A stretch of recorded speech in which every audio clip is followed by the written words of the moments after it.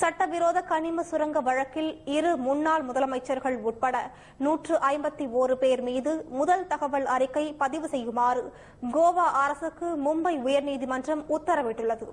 சட்டவிரோதமாக கனிமங்களை வெட்டி எடுத்த விவகாரத்தில் மாநில அரசுக்கு 35,000 கோடி ரூபாய் இழப்பு ஏற்பட்டுள்ளதாக தாக்கல் செய்யப்பட்ட வழக்கில் இந்த உத்தரவு பிறப்பிக்கப்பட்டுள்ளது. முன்னாள் முதலமைச்சர்களான பிரதாப் சிங் ராணே, திகம்பர் காமத் ஆகியோர் சுரங்கத்துறை பொறுப்பையும் வகித்ததால் அவர்கள் மீது வழக்கு பதியப்பட்டுள்ளது. அதுடன் முன்னாள் உள்துறை அமைச்சரான ரவி நாயக்கின் மகன் ராய் மீதும் எஃப்ஐஆர் பதிவு செய்ய உத்தரவிடப்பட்டுள்ளது. அவர் ஏற்கனவே போதை மருந்து வழக்கு நிலுவையில் இருப்பது குறிப்பிடத்தக்கது. அவர்களை தவிர சுரங்க தொழிலில் இருக்கும் சுமார் 100 நிறுவனங்கள் மீதுள்ள வழக்கில் உடனடி நடவடிக்கை எடுக்குமாறு நீதிமன்றம் ஆணையிட்டுள்ளது.